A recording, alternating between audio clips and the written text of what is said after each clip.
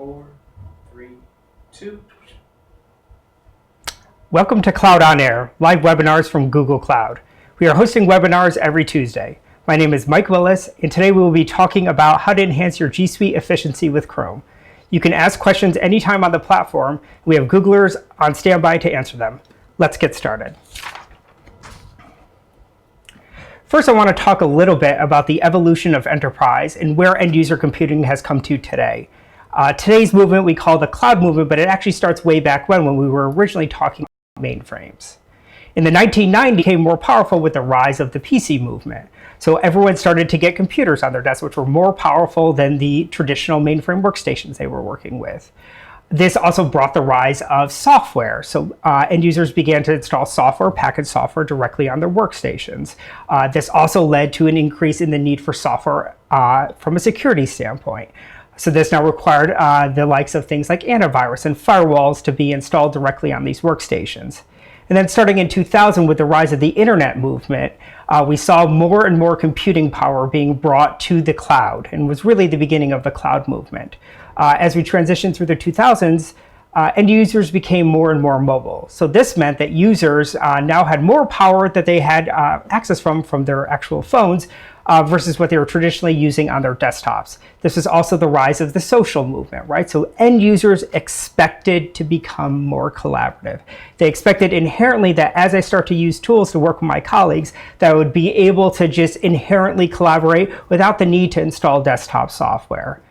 Continuing through the 2000s, we actually saw a greater rise in applications, right? And this is where we started to see people start to bring tablets to the enterprise, expecting that they would constantly have access to the content that they need with this tremendous wealth of power of computing in the back end.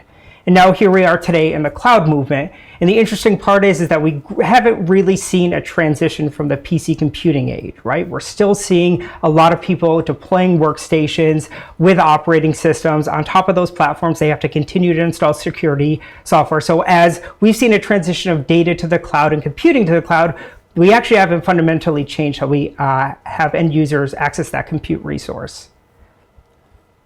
But think about what you're already doing with your G Suite investment. You're already adopting the cloud to give yourself a competitive advantage. A great stat is 70% of forward-thinking companies on Forbes Cloud 100 list are active G Suite customers. Many of you are on this webcast today. Think about some of the value that's driving for today for your end users. There's inherent intelligence inside of these applications. Whether you're using Gmail with suggested replies or you're using our brand new Hangouts chat product, you have access to a wealth of artificial intelligence capabilities built directly into these applications without requiring that your users are installing software directly on the workstations. There's a natural culture of collaboration that comes with G Suite, right? That users are naturally looking to share content with each other, and they're expecting that those connections will just happen inherently on top of the platform. They're not thinking about the devices that they're using. They're just looking at being able to reach out to their colleagues to get answers. Connected knowledge is, I want to be able to search for the content no matter where I am, when I want access to that. And Google Drive has really driven a large innovation there, right? Where you have the ability to access this content on your mobile device or on your desktop. And again, bringing the capabilities of artificial intelligence to do things like suggest documents for you to work on the first time that you access your drive. And then simple and secure manageability. As you know, the entire control panel for G Suite is managed directly within the Google Cloud. And this allows you to kind of not have to be concerned about security capabilities. It's inherent to the platform. And we allow you to have level of controls from sharing everything publicly that you want your users to be able to share, all the way to very fine-tuned data controls to allow you to ensure that your users are not sharing data outside the bounds of your organization. So you're already getting a lot of the advantages of cloud by already being on G Suite. But again, traditionally, we're seeing a lot of customers are continuing to leverage existing workstations, and we think there's an opportunity for us to innovate with our customers to drive new types of business advantages. And we truly believe that the cloud is the spot where we're going to help you be able to innovate from a security perspective.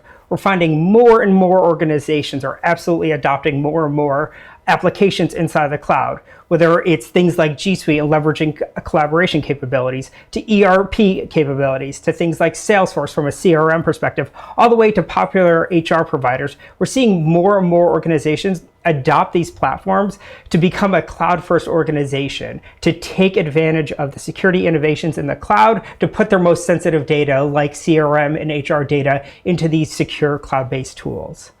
What we're finding is because of this access to cloud-based applications, users are expecting more and more that they want to be able to access these applications and use their capabilities no matter where they are. So what that means is they want to be able to, whether I'm sitting on a Windows desktop or I'm actively using my iPhone or I'm sitting currently on an Android tablet, I want to have the same capabilities and be highly mobile.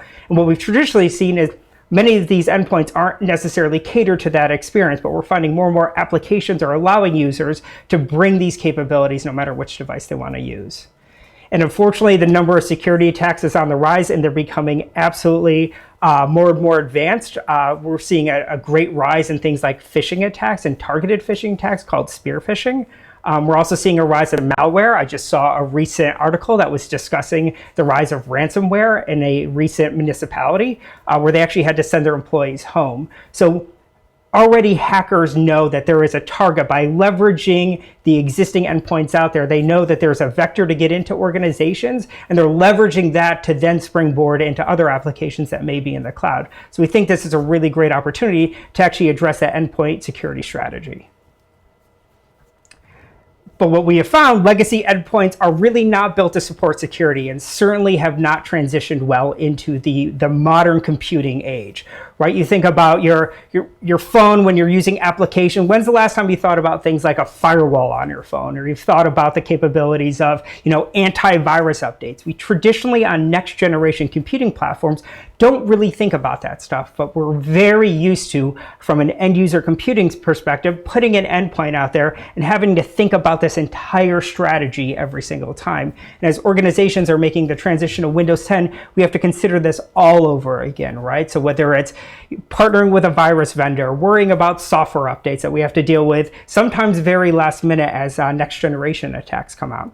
Patching that operating system. The transition to Windows 7 to Windows 10 is a very, very large transition for customers that a lot of them are taking their time with. Upgrading hardware, right? Getting a new piece of hardware means you have to create new images. And then how do you back up this data that is not currently being based within the cloud? You have to figure out these strategies and even things like encryption as well. And we think this is the opportunity to take a look at what we offer with Chrome OS and the capabilities we offer to our enterprise customers.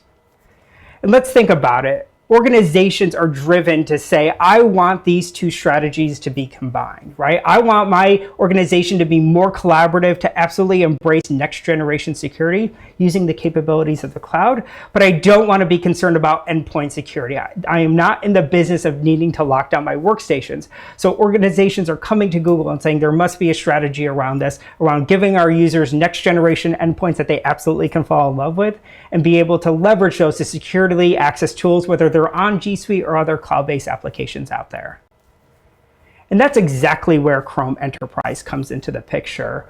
Customers often ask us, what is the difference between Chrome Enterprise and Chrome OS? And Chrome Enterprise is the offering that we have for both management and support of Chrome OS devices. So the Chrome OS devices that you can use as an enterprise are the same ones that you could purchase from your existing hardware vendors, or go out to your favorite electronics store and purchase those. And by applying the Chrome Enterprise license, you now have the capabilities to fully control and manage that cloud-based endpoint and pass down security policies and access the set of applications that you want to dictate to your user. And we've done many advancements specifically in the enterprise for our customers to make sure they're getting the capabilities that they need out of the platform. We've increased the amount of productivity apps that are currently available on the platform. Traditionally, it just was web-based applications and Chrome applications. We've now extended that ecosystem to the Android Play Store as well, giving us full capabilities to now install applications directly on these endpoints, and then also offer updated applications as they come to the Play Store. Built-in security protections directly in, which we'll talk a little bit later on, But something unique to this platform versus what you may see from the competitors or some of the other offerings out there is that we directly update the operating systems right from Google. So that means whether you're working with Dell, HP, Lenovo, whoever your favorite vendor is, you can continue to leverage those endpoints that your users absolutely fall in love with, but you're actually getting direct OS updates from Google. So that means you don't have to worry about those vendors having to certify a patch before it's released to your endpoints. And this is more and more important as we're seeing more and more kind of zero-day attacks being offered out there. The great part is it is tightly integrated to your existing G Suite console, optionally tightly integrated, which we'll talk about a little later on. What this means is you can actually manage your entire fleet of devices. So we're talking hundreds, if not tens of thousands of devices directly managed from your G Suite console. All it requires is the purchase of a Chrome Enterprise license, and then you then have the capabilities of managing all the policies directly on that device.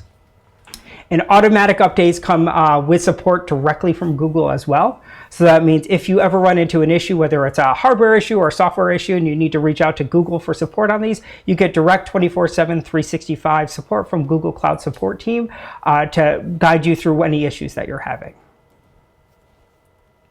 And we think by combining these two platforms together that you'll get truly next generation security capabilities. Piece of line multi-layer security means that you have the capabilities to, no matter what, whether it's a piece of hardware or a piece of software, be able to make sure that the policies are truly locking down the device and making sure that you don't have to be concerned about, oh, I have to update the antivirus, oh, I have to update the firewall on top of this. Hassle-free management, built-in management directly from Google's cloud for this platform. That means that from a management perspective, you're going to the same console that you're using today, and you're getting more value from the existing management platform that you're used to with less cost. And we'll talk about that a little later on from an ROI perspective. And a consistent experience, no matter the type of device you're using, whether it's a Chrome OS Chromebook or you're using a Chrome box, the same exact experience for your end users, no matter where they sit and which types of devices they're currently using. So let's talk a little bit about the protections that come inherent to the platform. You get automatic security updates directly from Google. That means when that next generation of vulnerability comes out, you'll come directly to Google support for assistance, and those updates will come directly from the Google Cloud, delivered directly down to your endpoints. Things that you're possibly used to from the Chrome browser capabilities, but the ability to actually isolate individual processes. This is a lot of what you see on a lot of modern mobile platforms as well. So this is essentially processes cannot read data from each other. That allows them to run isolated. So if there was ever a vulnerability in a single application, it wouldn't bleed over to the rest of the operating system or to other applications currently running on that device. And then other browser technology that you're possibly used to, things like safe browsing, so leveraging Google's cloud to see if there's any nefarious websites that your users are going to and preventing them from directly accessing them on those devices. And then also secure app access, right? So making sure the applications that your users are accessing are delivered from a web store, from the Play Store. So they've gone through security audits before they're actually delivered. Users cannot sideload executables onto these devices to be able to get around security controls that you put on them. In a reduced TCO, right, we're really driving down the price of these devices, right? Finding a spot where we think that enterprises will be able to use these at scale at a price point that's not like many of the other platforms that they're used to. Low end user support costs, right? Because these devices are very easy to wipe, very shareable. We think it's a great opportunity to also lower the support costs. Think of the time that goes into, OS management, having to re-image a device, right? This is time that costs you from a support perspective. And we think by leveraging this platform, you have these capabilities built directly in. And a future-proof solution. So as we continue to make innovations on Chrome OS, as we continue to add new capabilities like the Google Assistant, that these will be available to you as a customer, and you'll be able to leverage these at your discretion, leveraging the control panel. So that means that it doesn't require that you have to go out there, buy a new device that supports that new operating system. You're getting direct support from Google for these devices for years to come. And a lot of the controls and permissions that you're used to today would also carry over to the Chrome OS devices, right? So you can really have great filter of policy and controls that you're putting on these users. So this could be every restriction from disabling users from going into an incognito mode to actually controlling USB port access, right? And these are as simple as checkboxes directly in the control panel, leveraging a lot of the management capability you're used to, like organizational units. You can set sign-in restrictions, so ensure that users are only using the device that you want them to use. So this restricts users from logging in, let's say, their personal Gmail account to actually access the Chromebook. You can actually restrict it to just your enterprise. And then whitelisting and blacklisting of applications. So ensuring that your users are only installing the applications from stores that you want them to be able to install. So we have full whitelist and blacklist capabilities, all the way down to the Android capabilities that we now offer on top of Chrome OS. This allows you to curate and publish your own Google Play Store for your Chrome OS users and allows them to download applications, or you can also force install these applications on users. And we have a lot of enterprise integrations. We just recently announced more EMM partnerships in this space. So you can, if you would like, continue to leverage the control panel and add these end user computing capabilities on top of it. Or if you have an existing end user computing policy manager, you can continue to use that as well. We've partnered recently with VMware from their AirWatch product, along with some next generation providers like Cisco Meraki, Mods 360, and some other providers as well. And if you're using existing Active Directory integration today with your Google Control Panel for G Suite, that carries directly over to the devices. So whether you're using a single sign-on provider, you can also leverage that single sign-on provider to directly log into these workstations and not have to worry about setting up a whole different policy to manage these devices. And really, I talked a little bit about how we're helping organizations drive down costs by going towards Chrome OS. There's the easy part of things, right? Which is these are generally lower cost devices, right? So compared to what we're seeing in the marketplace, most devices that we're seeing are actually under the cost of what they're seeing from existing either Windows or Mac workstations.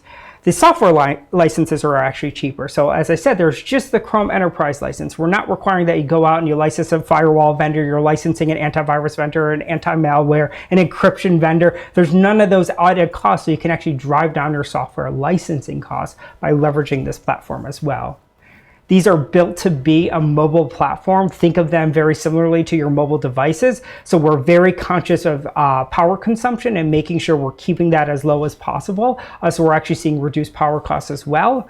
And from a support perspective, I brought that up earlier. So think of the time and money that goes into re-imaging workstations, redeploying new workstations. Chrome OS devices are really meant to be shareable. It comes from their legacy in education, where thousands of students may share thousands of devices, and you want to be able to swap those in between. And we think that that's exactly what our enterprise customers are asking for. So the ability to quickly swap a workstation, get a user up and running immediately without the kind of time and maintenance that goes into re-imaging a workstation and giving them something with less capability than they're used to today. And then administrative costs. This is a platform that's built to be easy to manage. Hopefully you see the same capabilities with our G Suite platform today. So again, leveraging that cloud-based console, there's not a lot of agents that you have to install. We're not asking for a lot of different integration points here, and it's tightly coupled with the investment that you've already made in G Suite today. So leveraging those management capabilities on top of this end user computing device as well. And then economic benefits, so increased productivity. We are wildly focused on making sure users are becoming as productive as possible, as quickly as possible on top of these devices. So if you've ever interacted with a Chrome OS device, you know that they're quick to boot, somewhere average between 6 to 8 seconds. That is the same whether the device is booting for the first time, booting after the users use the workstation for a while, or booting after, let's say, an update that's just come down. So think about some of the workstations that you use today. I just recently had to update an existing device that I had that was running on a different operating system. And that single little update that had to be applied to my workstation took 47 minutes. On Chrome OS, our updates only take 6 seconds for the end user, and it's completely abstracted, right? So again, trying to bring those innovations that we've seen in the mobile space to people on their laptops, because this is what users have come to expect, but they don't expect it out of their computers today. And we think that we can greatly change that. Reduce downtime. We truly believe that these should be a shareable platform, so being able to easily share these amongst users. So if my workstation's ever down, I could quickly pick up a Chromebook on the other side of the room and instantly be up and operational with it. And then reduce security risk. I've talked about this already, but really baking in all the security capabilities that you would come to expect out of a next generation platform, right? Again, as you go out and you purchase your mobile devices, you're not thinking about how do I enable encryption on the device? How do I go through and, download a firewall and license that firewall and then license that AV capability? We expect all of that out of the box, and we think that truly end users should expect that out of the box as well, as well as you as an enterprise customer. So we bake all that directly into our platform. There's no additional management, and we're using next generation security capabilities like you see on a lot of mobile platforms to reduce security risk on top of the devices, along with giving you controls and capabilities that if you want to prevent things like data exfiltration, so preventing users from logging into a device, prevent users from plugging in USB thumb drives, it's as easy as a single click to disable that via the policy manager in the cloud. And as I talked about, we're really, really focused on making users more and more productive, right? Hit that power button and be up and running and operational as fast as possible is a core tenet to what we do on the Chrome OS devices. So what we wanted to do is bring additional capabilities. We've often heard, I want to go with Chrome, but we're missing a lot of applications. So we think by bringing the Android Google Play Store over, that we're able to bridge that gap. For the first time, we're actually seeing capabilities like if a user needs to install Excel on their workstation, you can actually install Excel directly from the Play Store on your Chrome OS device. And again, being able to curate these applications for your users so they don't have unfettered access to the capabilities out there of the Google Play Store. You can really lock them into the applications that are core to your business.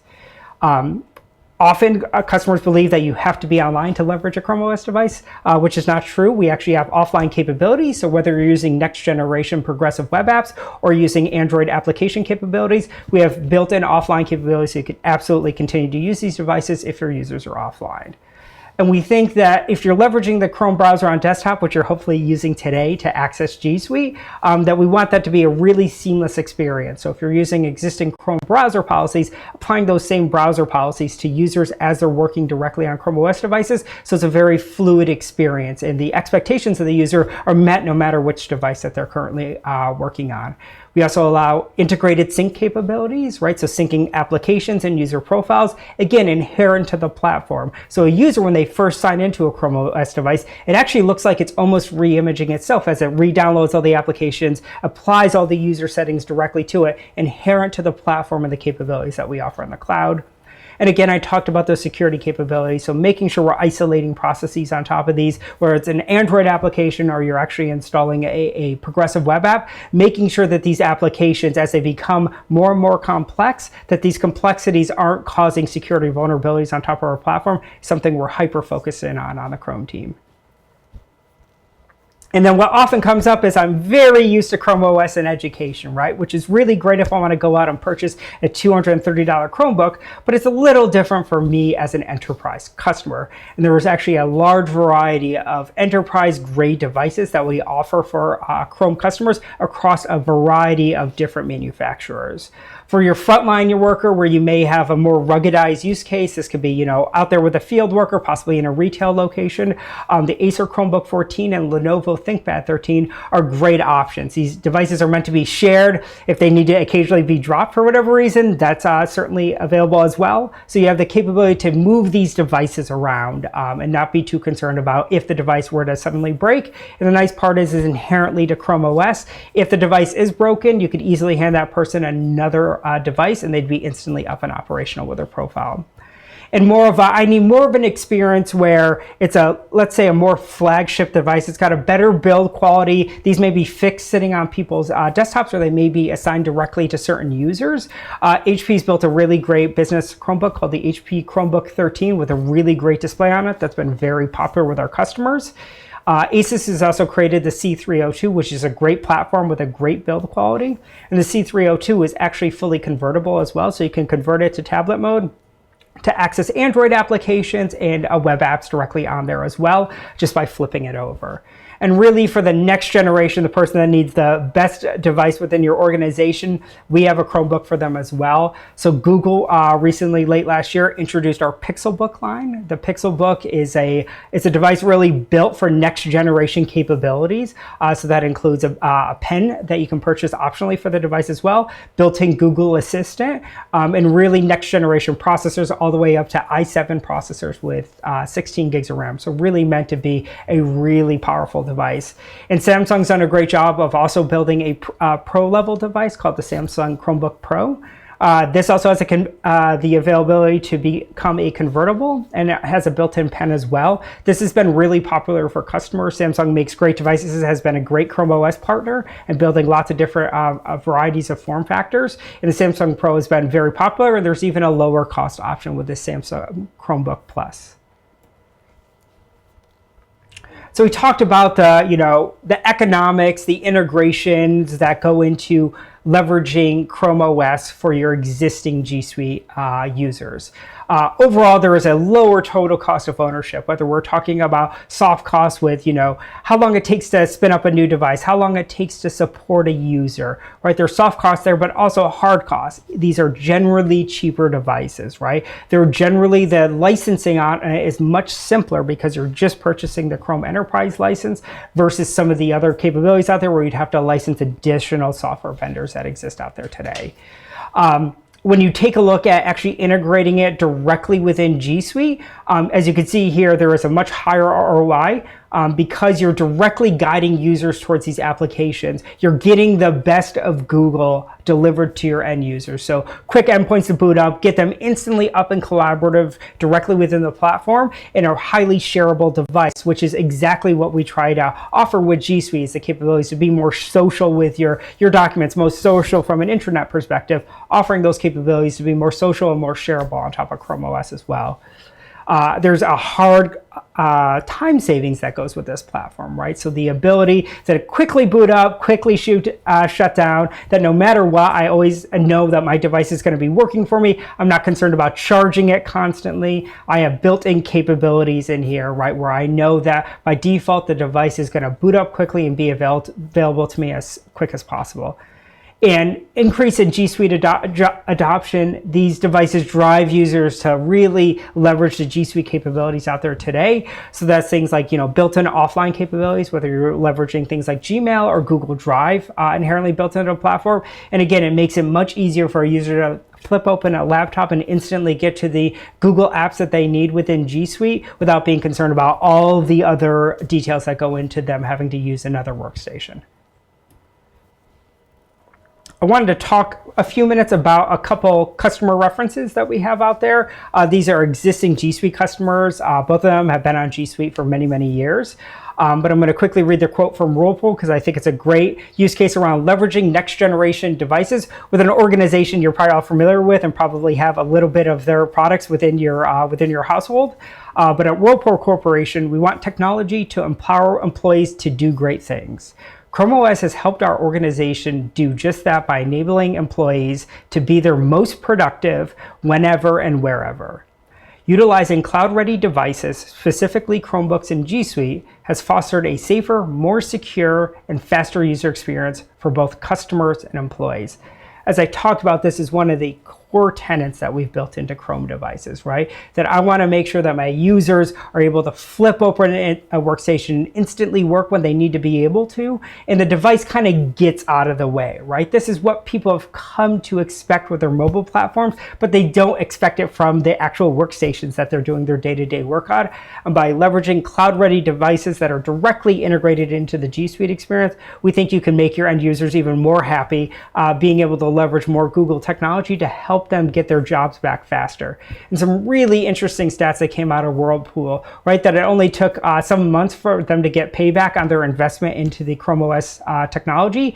It was a almost 300% return on investment versus where they came from before. We talked about that lower TCO, right? But think about the ability to have lower cost devices in a variety of form factors with simplified licensing. It's probably one of the many reasons that you made investments in G Suite is a simplified licensing model, the turnkey ability of the platform, and that's exactly what we're offering with Chrome OS today.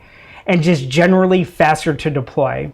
I think customers often look at Chrome OS and believe that it has this legacy in education, so it's built to be just an education-only platform. But most education organizations, when they're dealing with deploying end user computers, they're not dealing with deploying Chromebooks to 30 users or 50 users. These are often one or two administrators having to deploy sometimes thousands, if not tens of thousands of devices across their end user population. And as you can imagine, especially younger students can be very demanding of their devices, right? So if there's a way to get in there, install applications they want to be able to install, they're going to find a way to do that. So that legacy from education, we're now seeing carry over into what we're consistently hearing from our customers in deploying Chrome OS and deploying next generation end user computing technology is I want to be able to deploy these faster. I want to be able to set a policy and instantly deploy, whether it's thousands or tens of thousands of devices. I want to be able to leverage the management capabilities that I already have. I don't want to buy another tool that's another server I have to install or another cloud contract that I have to get from another existing provider. I want this directly integrated into the collaboration platform that I've already made investments in here.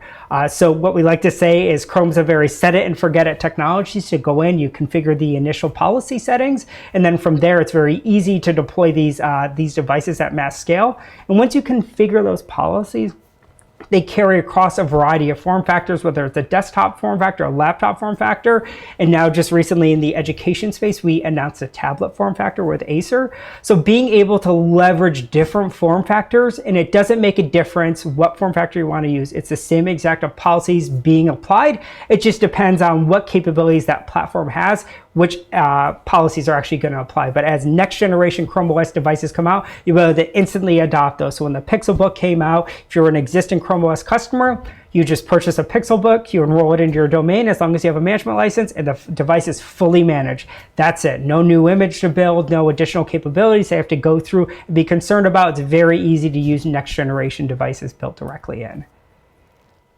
And another great reference customer you may have heard of previously is a company called Sanmina that does manufacturing, and they've been a really great G Suite customer as well. And I just want to read a quick quote from them. Chrome is empowering everyone in the organization to be a cloud worker. With the help of Chrome OS, we're a lot more efficient and a lot more secure than we were before. Cloud Worker is at the core of what we're focused on here on the Chrome team. We want to deliver next generation computing capabilities. So we want to be able to adopt the next great thing that comes out from an application standpoint, whether that's progressive web apps or mobile apps. So by tightly integrating and listening to our customers and understanding how do we do things like, fill in application gaps. So we've heard from customers that sometimes I need to run a legacy application, right? I need to deploy an SAP application. Help me do that. So we have existing partnerships out there with organizations like Citrix or VMware to be able to deploy these applications virtually on the platform, or again, offering the full Google Play ecosystem of applications out there as well, built directly into the platform and fully managed via the G Suite management console. And to get started from here, if you have an existing G Suite account manager, feel free to reach out to him or her to inquire about these capabilities.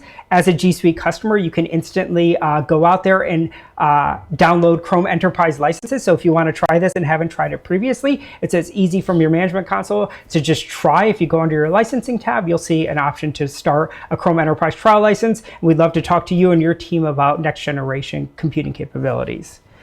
So now stay tuned for a live question and answer, and we will be back in less than a minute. Thanks.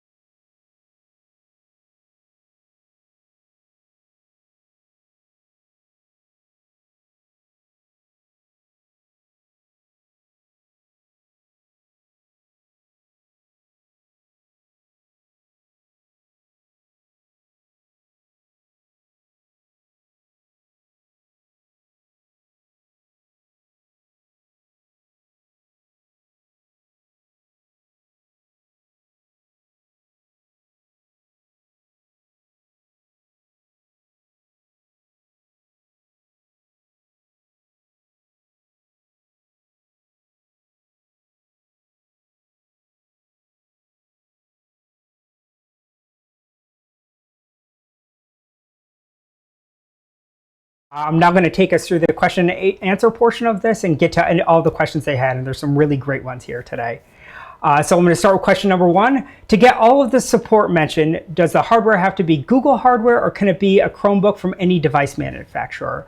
So to get the policies that I talked about, management through the management console or leveraging existing EMM partners like VMware with their AirWatch platform, you can use any Chrome OS device that's out there today. So it does not have to be Google manufactured. You can go and procure from your favorite hardware vendor, a Lenovo, an HP, whatever your favorite hardware is out there. You can take that and enroll it to your management console and get the same level of management capabilities on top of it. At the end of the day, choosing a Chromebook comes down to your favorite manufacturer and the type of hardware specs that you're looking for. You make that choice and you'll have the same level of capability no matter which manufacturer you choose. What kind of off-device log aggregation is available? So being cloud connected gives us the ability to really aggregate a lot of the data that end users, what their interactions are with the device, what the current status is of the device. So if you're coming from the G Suite side of things, you're used to being able to leverage our APIs to pull off different pieces of G Suite information, and you can leverage that same capability to actually use our Chrome OS device inventory API that would allow you to actually pull information directly from the management console.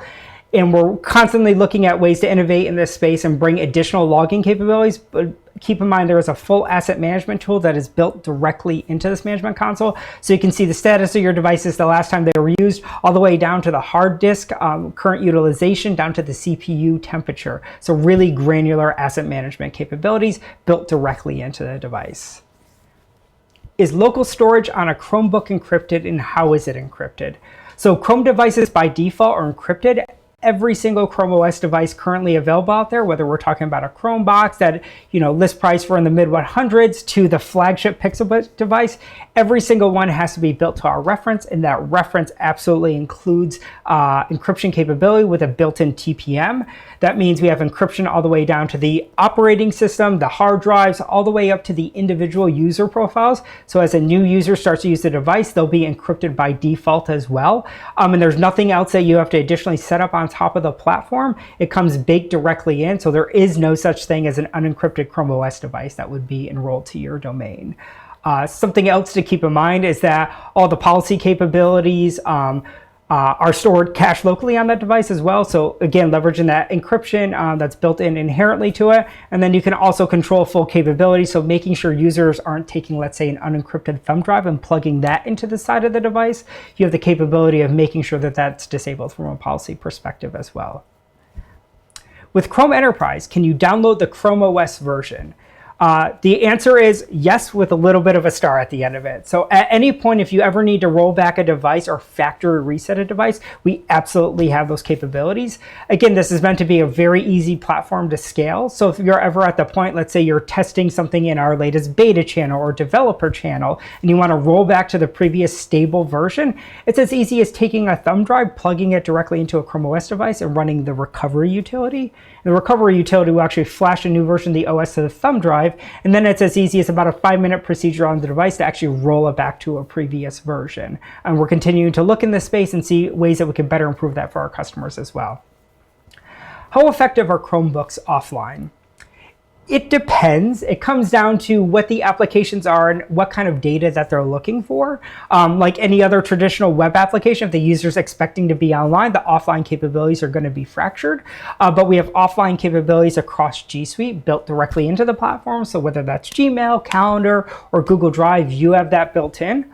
Also keep in mind that if you're leveraging things within the Android ecosystem, so you're putting Google Play applications directly on these devices, a lot of those applications leverage offline capability. It's a very popular use case, especially in the personal world where people want to use some type of application out there to download movies when they're offline on an airplane. So offline access is completely supported on these devices, and it comes down to the applications and how they're trying to look for data. And certainly we, as your technical team, can go through your list of applications and figure out offline capabilities, making sure those can be leveraged on top of Chrome OS as well.